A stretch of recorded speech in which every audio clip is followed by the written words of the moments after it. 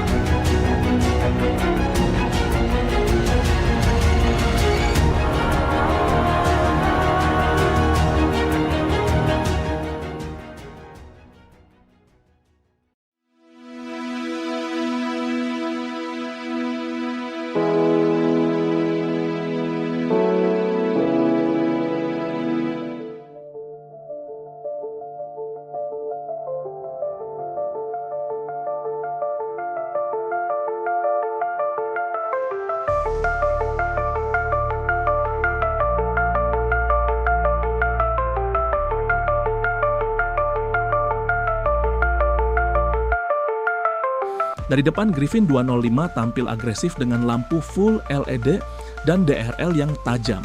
Wajahnya seperti satpam komplek yang baru tahu ada orang buang sampah sembarangan, serius tapi tetap sopan.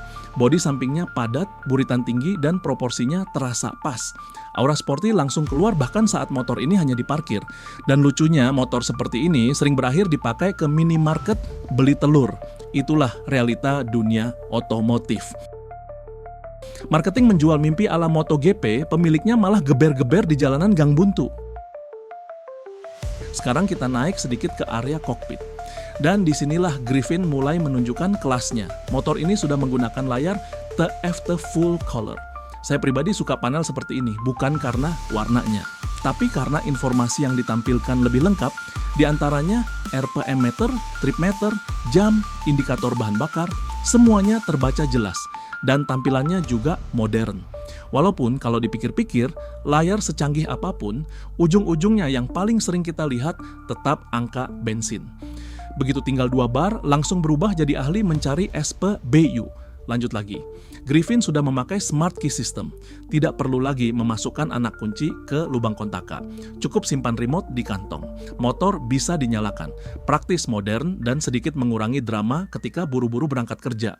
Walaupun tetap saja yang sering hilang sekarang bukan anak kuncinya, tapi remote-nya. Teknologi memang berkembang, kebiasaan manusia tetap sama. Motor ini juga menyediakan USB charging port, fitur yang sekarang terasa wajib saat ini. Karena kita hidup di zaman ketika baterai handphone bisa habis lebih cepat daripada kesabaran menghadapi kemacetan. Bayangkan touring jauh, Google Maps menyala, Bluetooth aktif, musik jalan, kamera sesekali dipakai. Kalau tidak ada charger, sampai tujuan bukan motornya yang kehabisan tenaga, tapi handphone yang mati duluan. Nah, yang cukup menarik adalah beberapa versi Griffin juga dibekali dashcam bawaan. Ini fitur yang mulai banyak dicari. Bukan untuk gaya, tapi untuk dokumentasi.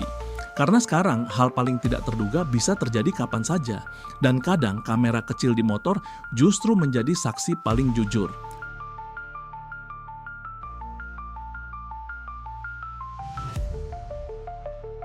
Oke, desain sudah, mukanya sudah kita lihat, badannya juga sudah. Sekarang kita masuk ke bagian yang biasanya paling sering bikin kolom komentar berubah jadi ruang sidang, mesin.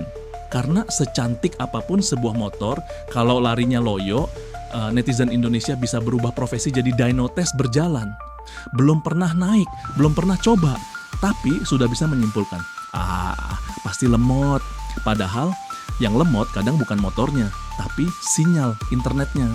Nah, Wemoto tampaknya paham betul kalau kelas skutik sporty sekarang tidak bisa lagi hanya modal tampang. Makanya mereka tidak memasang mesin 150 cc, tidak juga 160 cc. Mereka langsung lompat ke 198,8 cc. Ibarat lagi makan bakso. Orang lain pesan bakso biasa. Wemoto bilang, tambah jumbo sekalian. Motor ini menggunakan mesin 198,8 cc, 1 silinder, 4 langkah, 4 katup, berpendingin cairan, dengan sistem injeksi elektronik yang dirancang untuk memberikan performa stabil di putaran bawah sampai menengah. Tenaganya mencapai sekitar 19,4 horsepower pada putaran 8.250 rpm. Sedangkan torsinya menyentuh 17,4 Nm pada 6.250 rpm. Kalau angka-angka ini dibaca memang terdengar biasa, tapi begitu dibayangkan dipasang di bodi skutik, nah, mulai menarik. Karena di kelas ini 19 tenaga kuda sudah cukup untuk membuat motor terasa ringan ketika membuka gas, apalagi torsinya keluar di putaran menengah. Artinya, begitu lampu hijau menyala, motor langsung sigap bergerak, bukan tipe yang masih mikir dulu. Yakin nih, karakter mesinnya juga lebih cocok disebut bertenaga daripada meledak-ledak, jadi bukan motor yang sekali puntir langsung bikin tangan ketarik, tetapi lebih ke tenaga yang mengisi terus, halus, rapi, dan mudah dikendalikan. Menurut saya, justru karakter seperti ini lebih enak buat harian. Karena jujur saja, 90% perjalanan kita bukan di sirkuit, tapi di jalan yang isinya angkot berhenti mendadak, motor nyelonong, mobil pindah jalur tanpa sein, dan emak-emak yang belok sambil mikir. Makanya, tenaga yang gampang dikontrol jauh lebih berguna daripada tenaga besar tapi susah dijinakkan. Sekarang kita bahas transmisinya. Masih menggunakan CVT otomatis. Dan untungnya, Wemoto tidak mencoba menjadi unik sendiri. Karena kadang ada pabrikan yang terlalu semangat berinovasi. Ujung-ujungnya mekanik yang pusing. CVT Griffin bekerja cukup halus. Tarikan awal responsif, putaran menengah terasa mengisi. Dan ketika kecepatan mulai naik, mesin masih punya napas. Ini yang saya suka. Sedangkan Griffin tenaganya terasa lebih santai tapi padat, bukan berarti lambat, justru lebih kalem. Ibarat dua orang sama-sama kuat, yang satu suka pamer otot, yang satu diam tapi sekali angkat galon langsung dua. Karakter seperti ini biasanya lebih nyaman dipakai touring, karena putaran mesin tidak terasa dipaksa. Sekarang kita ngomongin pendingin mesin. Untungnya sudah menggunakan liquid cooled, ini penting, karena mesin hampir 200 cc. Kalau masih mengandalkan pendingin udara, kasihan juga. Apalagi negara kita, jam 11 siang, macet, aspal panas, helm panas, dompet juga panas. Kalau mesin ikut panas, lengkap sudah penderitaannya. Dengan radiator, suhu kerja mesin lebih stabil, performa lebih konsisten, dan umur komponen biasanya juga lebih baik. Motor ini juga dibekali ABS 2 kanal. Sekarang kita bahas konsumsi BBM. Nah, ini bagian yang sering lucu. Orang beli motor hampir 200 cc, tapi berharap konsumsi bensinnya seperti motor 110 cc. Ya, tidak bisa begitu. Hukum fisika juga punya harga diri. Meski begitu, berkat sistem injeksi modern dan mapping mesin yang cukup baik, konsumsi bahan bakarnya masih tergolong masuk akal untuk kapasitas mesin di kelasnya. Apalagi kalau gaya berkendaranya santai. Kalau tiap lampu merah dijadikan drag race, ya jangan salahkan motornya. Yang boros tuh pergelangan tangan kanan. Tangki bensinnya juga cukup besar, sekitar 11 liter. Nah, ini yang saya suka. Karena motor skutik rasa motor sport memang seharusnya punya tangki yang besar. Bayangkan kalau tangkinya cuma 5 liter. Baru 2 keliling nyari spot nongkrong sudah cari SPBU, teman masih foto-foto di tempat Sunmori, kamu sudah antre Pertalite. Dengan kapasitas 11 liter, jarak tempuhnya tentu lebih nyaman, tidak terlalu sering mampir isi bensin, apalagi dipakai riding keluar kota. Oke, mesinnya sudah, performanya sudah, karakternya juga sudah mulai kelihatan. Dan sejauh ini Griffin 205 berhasil menunjukkan kalau dia bukan sekadar motor yang modal wajah. Dia memang punya bekal performa yang layak untuk bersaing di kelas skutik sporty menengah. Tapi apakah performa saja cukup? Belum tentu, karena motor itu bukan cuma soal cepat. Kalau remnya kurang, kalau suspensinya keras, kalau handlingnya bikin pegal, ya sama saja.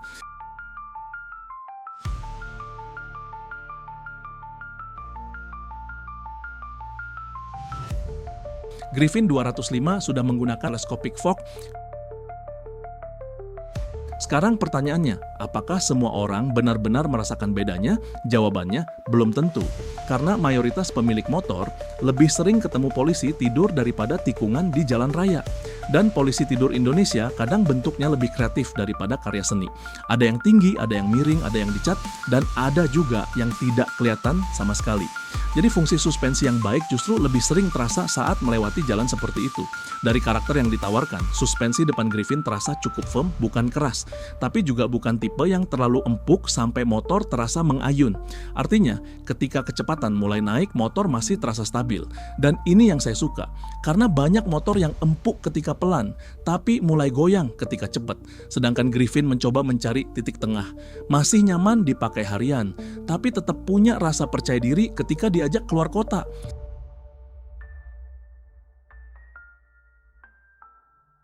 Sekarang kita pindah ke belakang. Bagian belakang menggunakan double shock absorber. Setup seperti ini memang sudah umum, tetapi penyetelan karakter peredam kejutnya terasa cukup matang. Ketika melewati jalan bergelombang, pantulannya tidak berlebihan.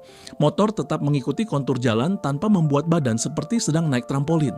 Dan menurut saya ini penting, karena kita tinggal di negara yang jalan mulusnya kadang cuma ada di iklan.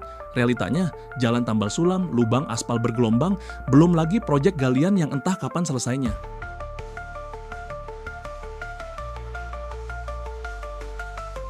Lanjut ke sistem pengereman. Nah, ini salah satu bagian yang cukup menarik. WeMoto Griffin 205 sudah dibekali cakram depan dan belakang lengkap dengan dual channel ABS. Artinya roda depan dan roda belakang sama-sama mendapat perlindungan anti-lock braking system.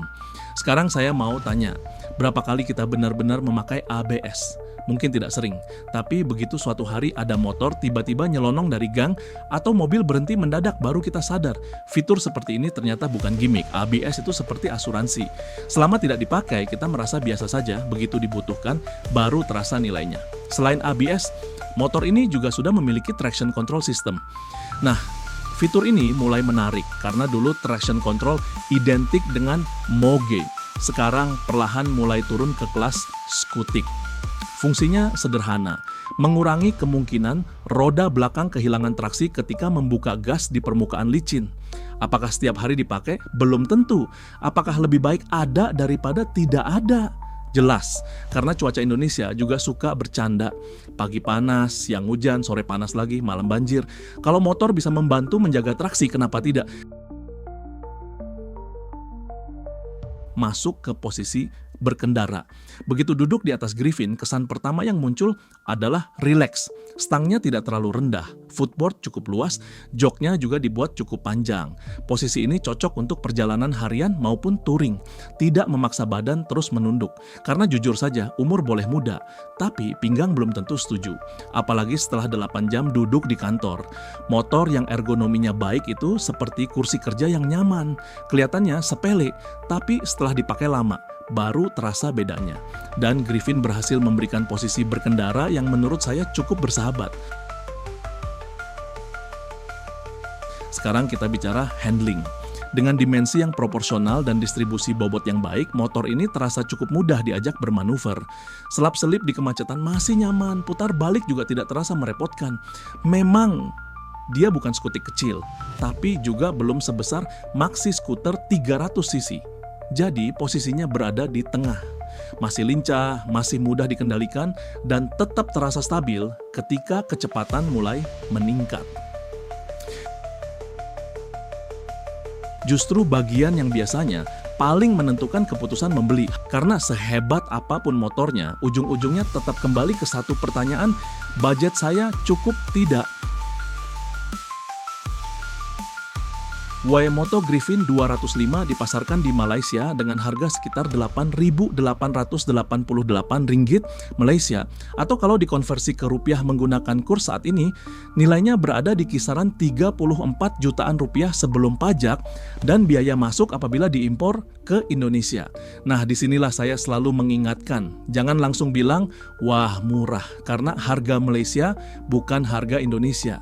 Kalau motor ini suatu hari benar-benar masuk ke Indonesia secara resmi, kemungkinan besar harganya akan berubah. Ada pajak, ada distribusi, ada biaya homologasi, ada margin dealer, pokoknya motor itu seperti makanan di aplikasi online, kelihatannya murah, begitu sampai check out, kok naik terus?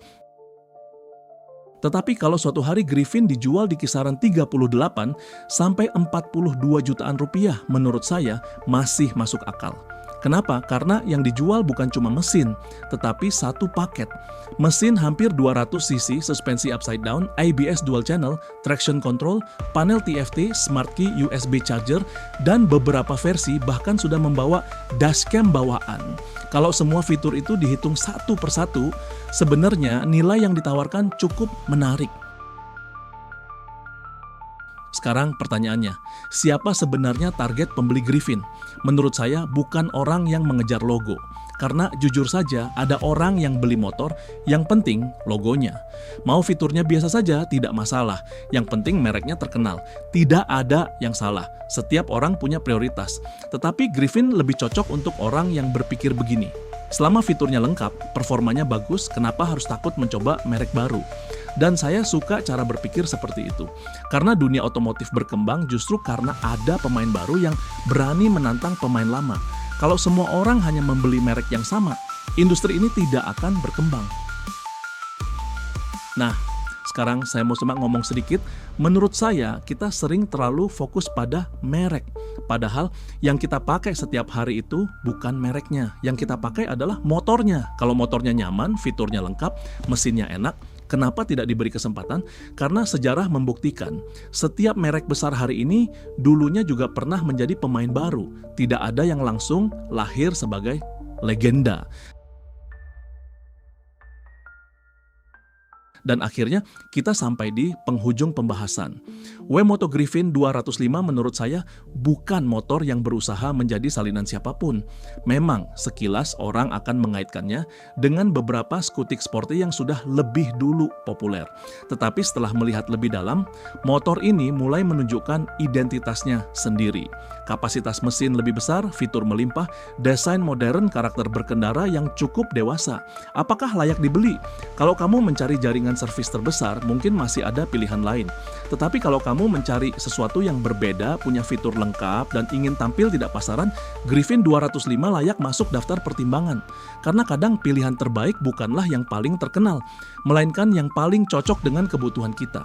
Dan satu hal yang selalu saya percaya, motor yang bagus bukan motor yang paling mahal, bukan juga motor yang paling kencang, tetapi motor yang membuat kita selalu ingin keluar rumah hanya untuk menikmati perjalanan, karena tujuan boleh sama.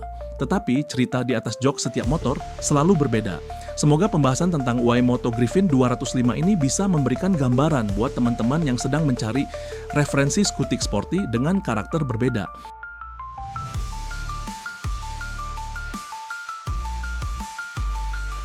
Kalau menurut kalian motor ini layak masuk Indonesia, coba tuliskan pendapat kalian di kolom komentar. Saya ingin tahu apakah kalian berani mencoba sesuatu yang baru atau tetap setia dengan merek yang sudah menemani bertahun-tahun. Jangan memilih kendaraan hanya karena mengikuti keramaian. Pilihlah kendaraan yang membuat setiap perjalanan terasa lebih berarti. Karena pada akhirnya bukan motornya yang dikenang, tetapi cerita yang lahir bersama motor itu. Saya pamit undur diri. Wassalam.